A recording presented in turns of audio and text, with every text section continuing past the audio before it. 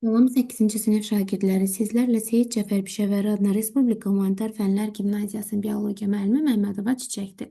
Mən bugün sizlərə ikinci bölmənin birinci mövzusu, bitki orqanizmdə qazlar mübadiləsi mövzusunun deməli, toxumalara aid olan İkinci hissə dərsi izah eləyirəm.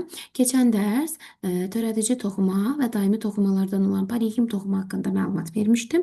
Bugün örtük toxumu haqqında məlumat verəcəm. Bu dərsimi sırf örtük toxumadan danışacağım.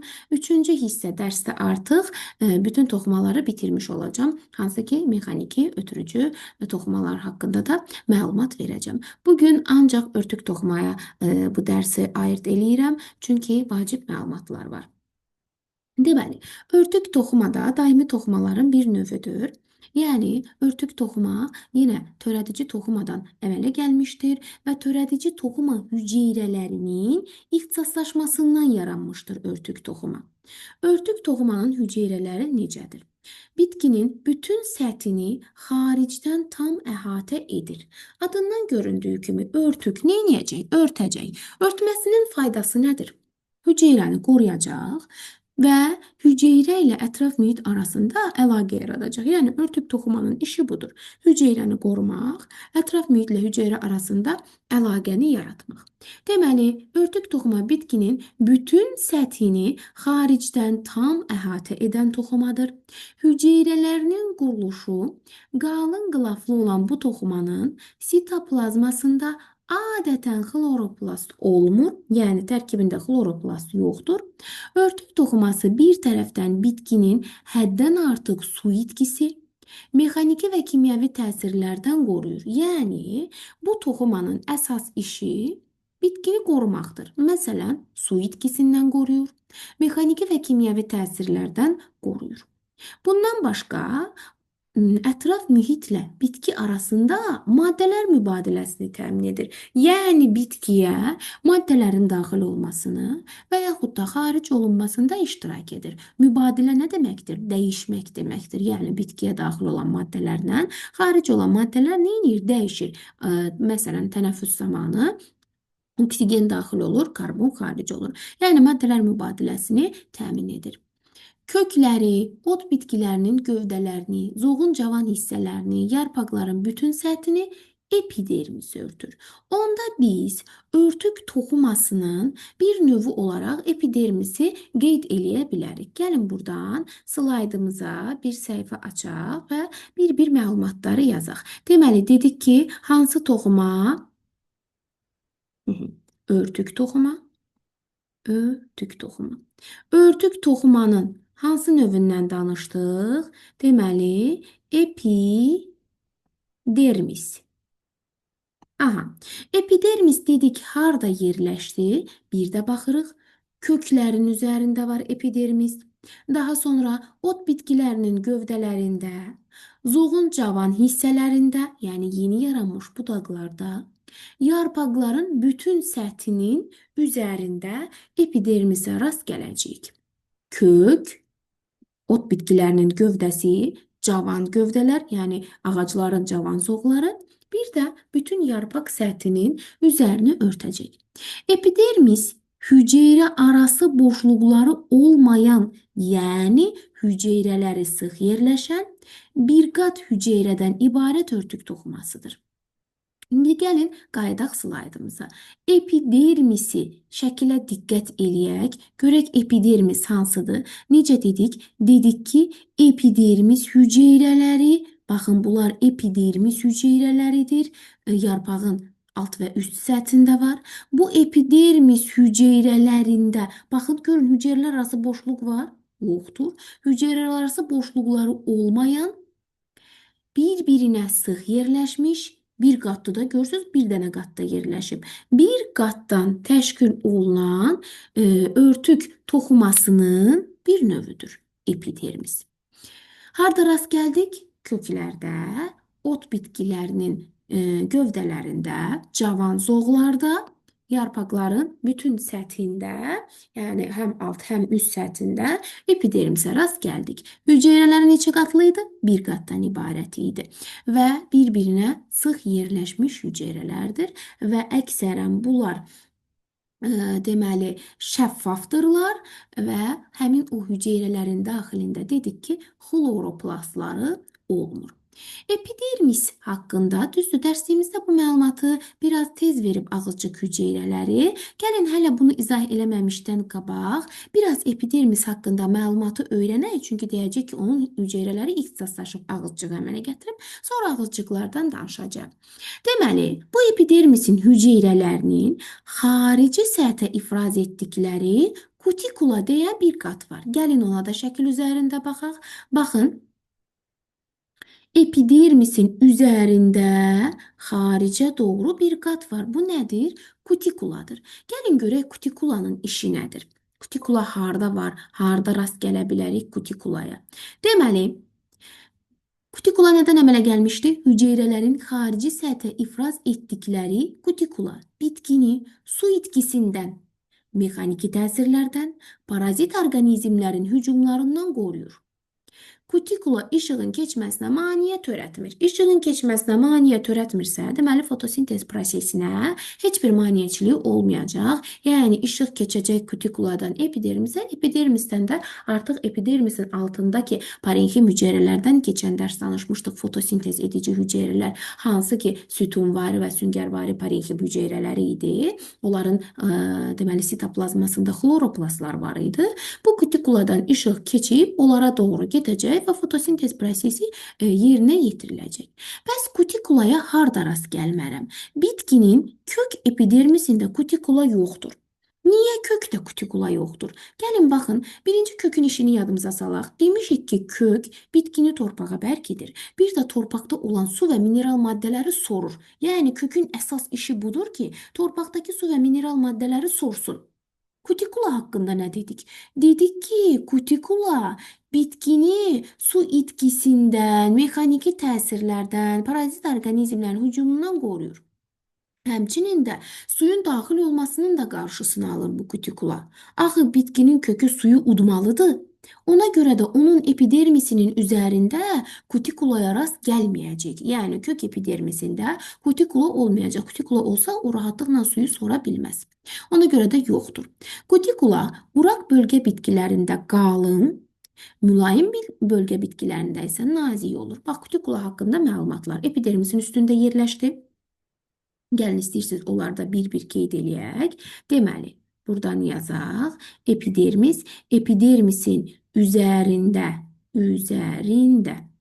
nə var? Kutikula var. Bütün orqanlarda varmı? Xeyr, kök istisna. Çünki kökdə kutikula yoxdur.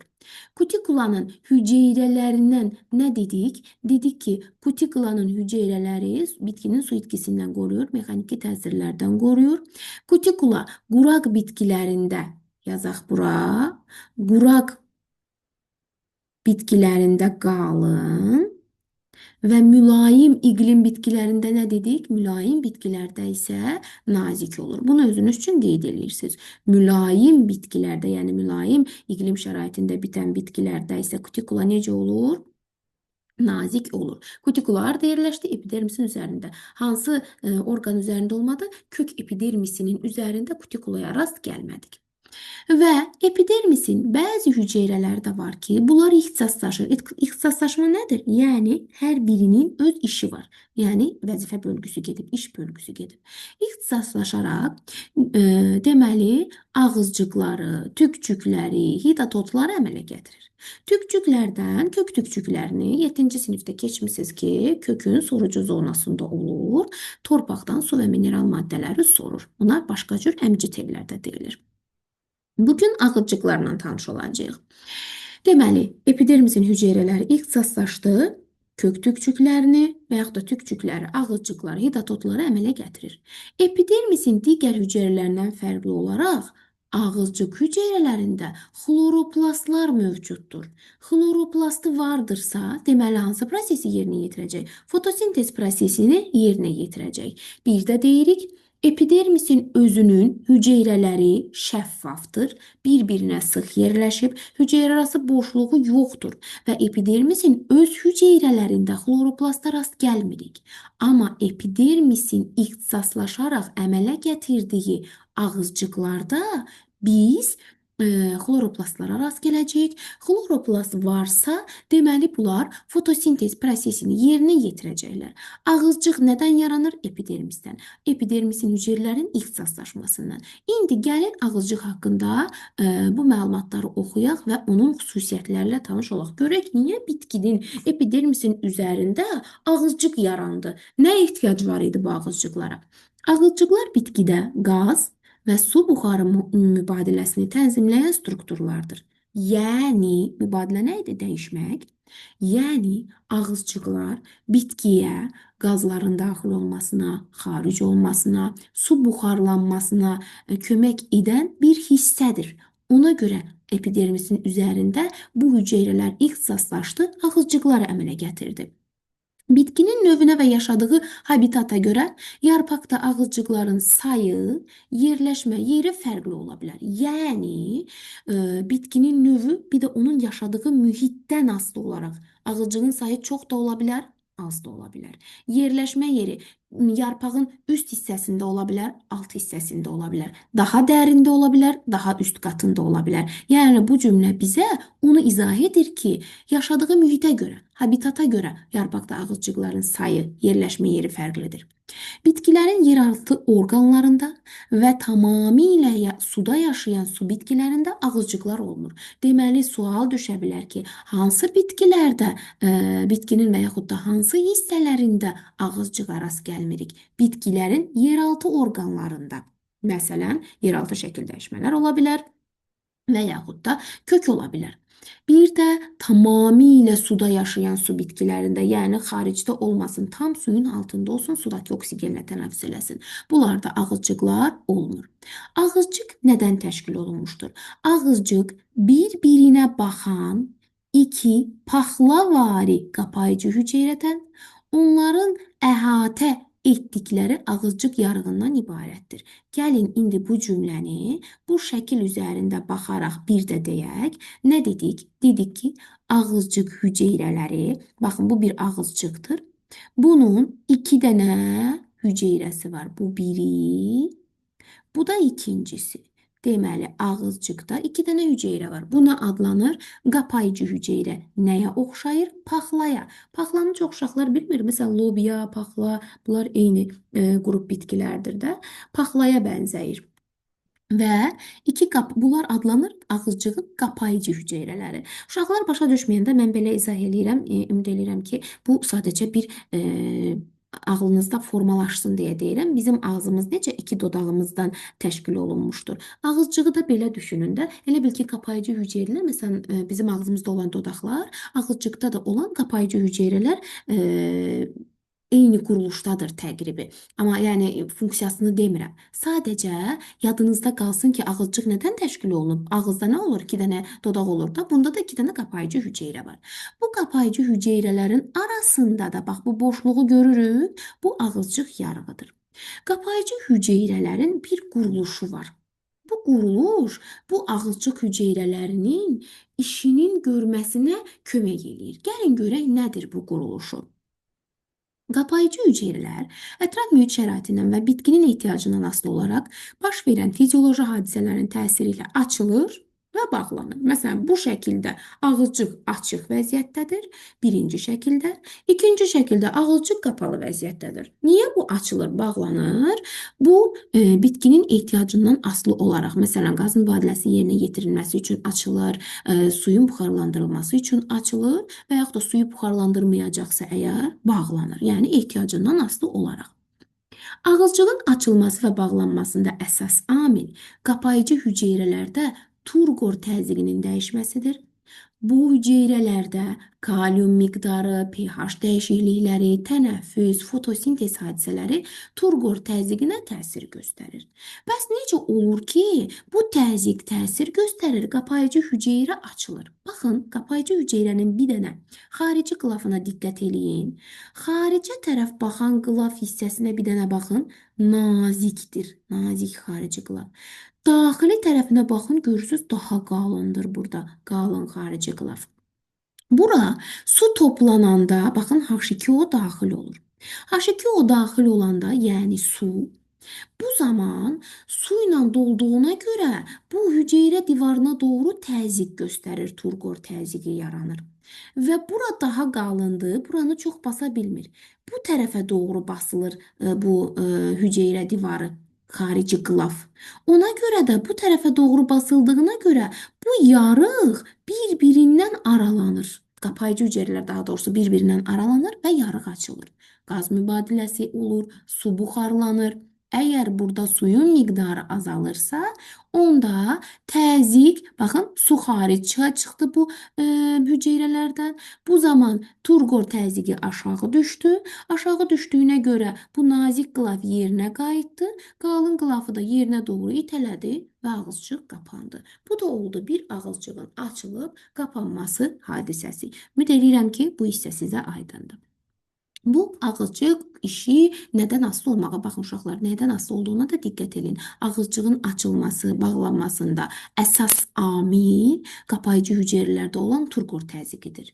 Həmçinin də bu hüceyrələrdə kalium miqdarı, pH dəyişiklikləri, tənəffüs, fotosintez hadisələri turqor təzyiqinə təsir göstərən hadisələrdir.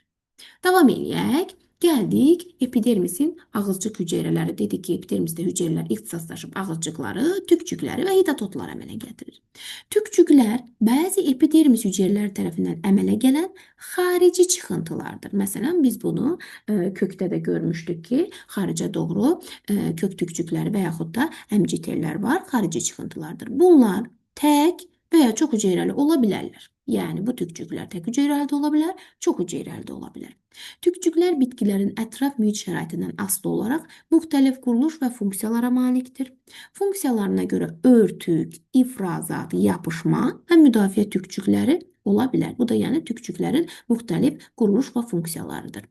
Kök tükcüyü də epidermis hüceyrəsinin ixtisaslaşmış uzun çıxıntısıdır. Kök tükcüyünü bildik ki, torpaqda olan su və mineral maddələri sorulur, bitkinin deməli kökünə və digər orqanlarına doğru hərəkət etməsinə kömək edir. Yəni əsas bitkiyə daxil olmasıdır. Ondan sonra bitkidə hərəkət eləyəcək. Onu da borular vasitəsilə növbəti dərs izahında boruları izah eləyəcəm.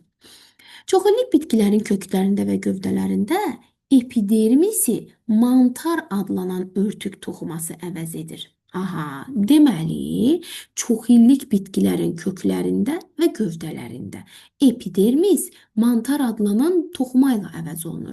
Mantar da, baxın burada yazıram, epidermis çoxillik bitkilərdə mantara çevrilir. Aha, indi mantarın xüsusiyyətlərlə tanış olaq. Mantar toxuması çox qatlı hüceyrələrdən ibarətdir. Epidermisə nə demişdik? Epidermis bir qatlı hüceyrələrdən təşkil olunmuşdur. Amma mantar nə dedik? Mantar dedik ki, çox qatlı hüceyrələrdən təşkil olunub. Daha sonra və bunlarda ağızcıqlar yoxdur. Epidermisdə ağızcıq var demişdik, elədir. Gəlin onu da qeyd eləyək. Ağızcıq yoxdur. Və sonda mübadilə necə getsin, necə tənəffüs eləsin? İndi onu da aydınlaşdırarıq. Qabıq inkişaf etdikcə mantar təbəqələrinin çatlarının içərisində ölü hüceyrələrdən ibarət və xarici atmosferlə pasiv qaz mübadiləsinə imkan verən mərciməklər əmələ gəlir. Deməli, necə ki epidermisin üzərində qaz mübadiləsini təmin edən ağızcıqlar var idi, mantarın üzərində isə o mərciməklərlə əvəz olundu. Mərciməklər pasiv qaz mübadiləsini neynədi? Yerinə yetirdi. Ağızcıqlar epidermisin üzərində idi. Mantarın üzərində isə nə oldu? Mərciməklər oldu ki, bunlar da qaz mübadiləsini yerinə yetirdilər. Bu da oldu örtük toxuması. Örtük toxumasını bir dənə ümumiləşdirək. Örtük toxuması dedik ki, bitkini xaricidən örtür, xarici təsirlərdən qoruyur, kökün, gövdənin, yarpağın üzərində vardır. Örtük toxumasının hüceyrələrinə dedik epidermis hüceyrələri bir qatlıdır, şəffafdır, hücre arası boşlukları yoxdur. Yəni bir-birinə sıx yerləşib. Üzərində kutikula olur. Harda kutikulaya rast gəlməyəcəm? Kökdə, kök epidermisinin üzərində kutikulaya rast gəlməyəcəm. Kutikula su itkisinin qarşısını alır, həmçinin suyun daxil olmasının da qarşısını alır. Ona görə də kök epidermisində yoxdur, yoxsa kökə su daxil ola bilməyəcəkdir. Kutikula bitki yaşadığı şəraitindən asılı olaraq qalın, nazik ola bilər. Əgər quraq şəraitdə yaşayırsa qalın, əgər mülayim şəraitdə, iqlim şəraitində yaşayırsa nazik olur.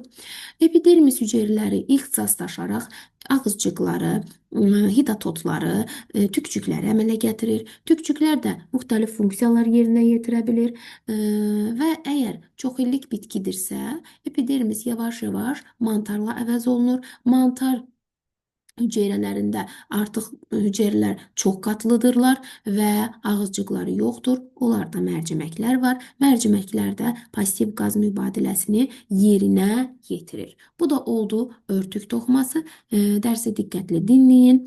Suallarınız olarsa örtük toxuması haqqında yazarsınız. Növbəti dərs izahında mexaniki və ötürücü toxumalar haqqında danışacağım. Dərsimiz bu qədər. Sağ olun.